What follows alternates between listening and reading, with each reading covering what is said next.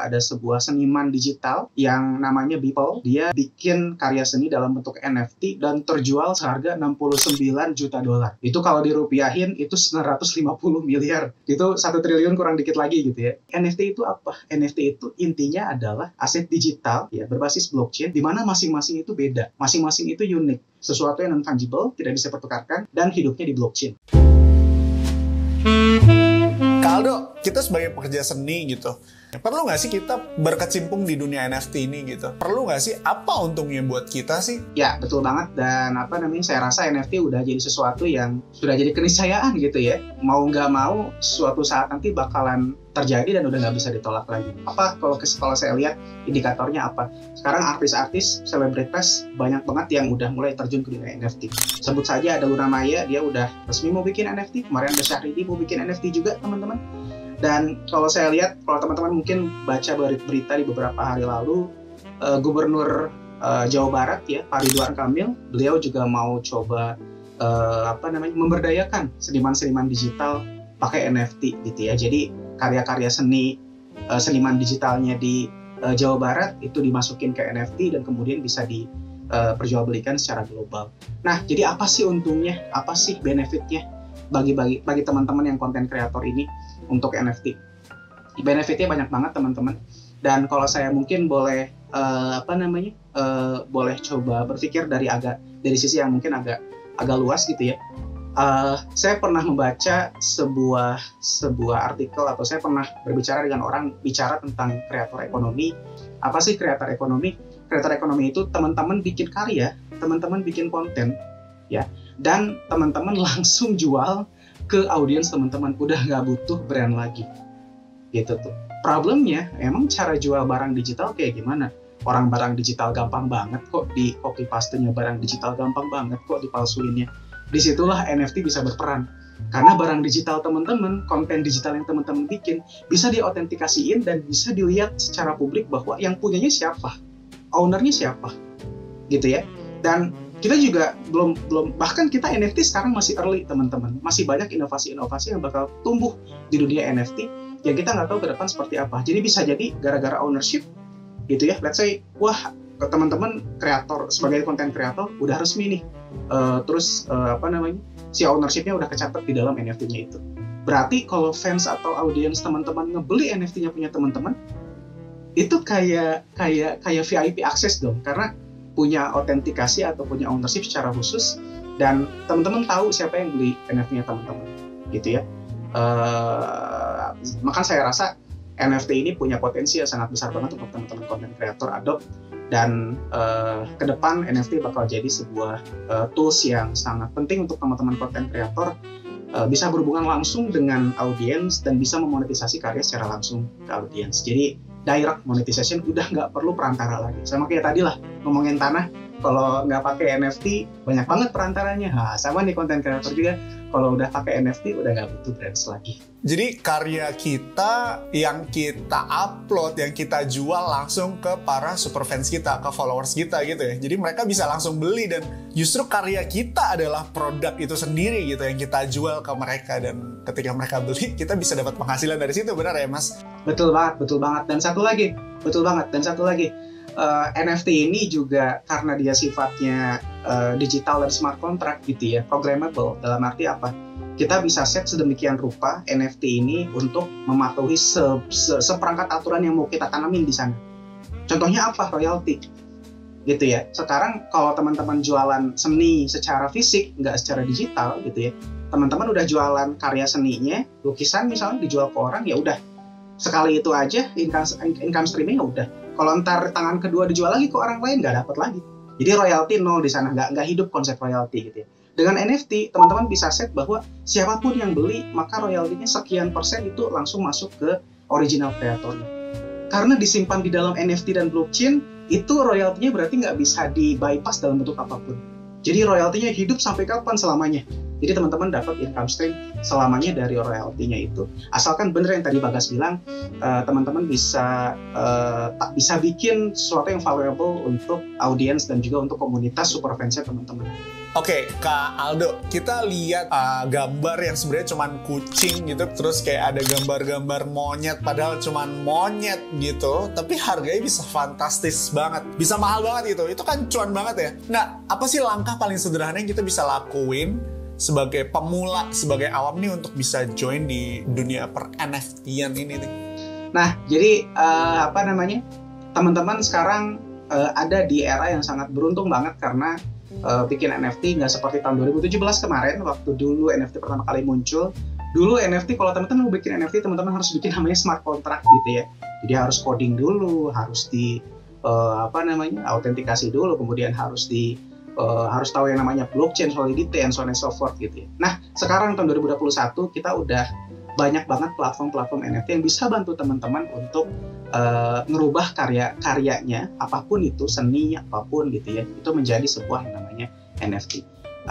Maka langkah yang paling simpel untuk bisa teman-teman bisa masuk ke dalam dunia NFT adalah teman-teman bisa pilih platform-platform NFT yang mungkin suitable untuk teman-teman atau cocok buat teman-teman. Ada apa aja? Yang global ada misalnya OpenSea, ada lagi Rarible, ada lagi SuperRare, ada lagi Foundation, dan banyak banget.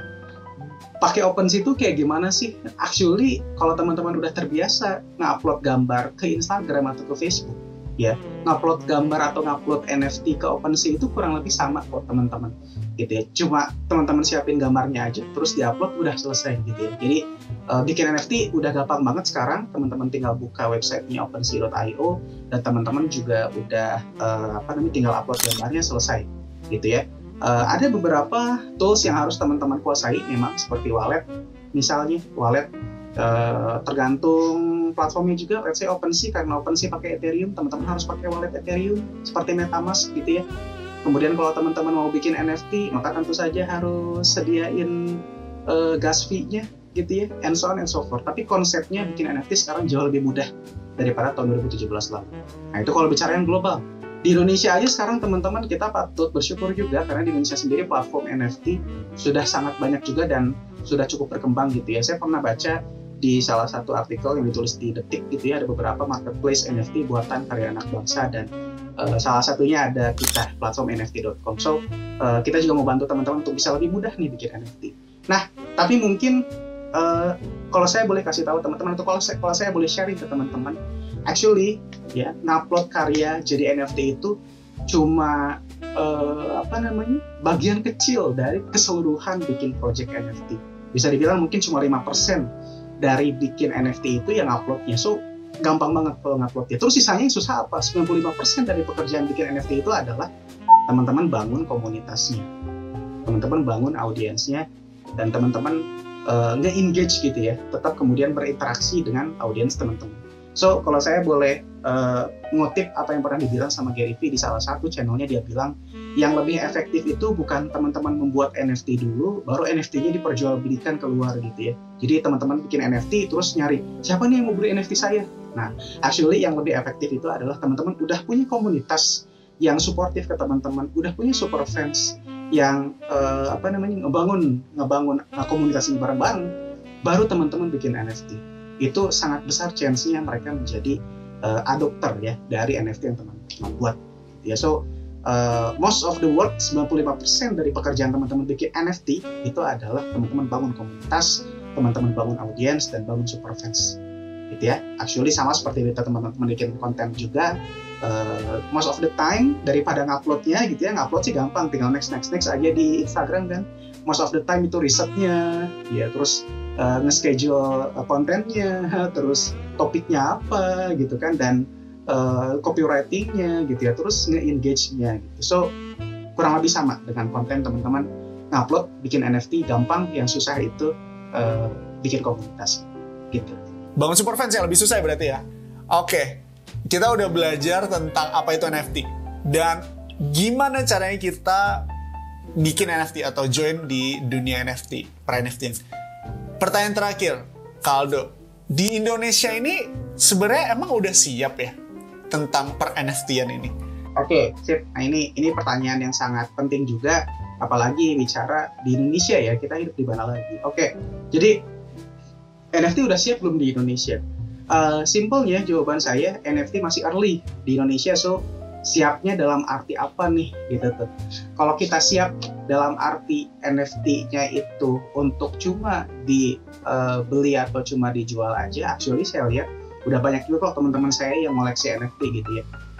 Pasarnya banyak juga. Kalau kita lihat artis pada bikin NFT udah banyak juga gitu ya. Bahkan saya juga kenal beberapa seniman-seniman yang dia udah bikin NFT di OpenSea laku berjuta-juta rupiah juga gitu ya. So dari aspek kreatornya udah banyak banget juga supply-nya gitu ya.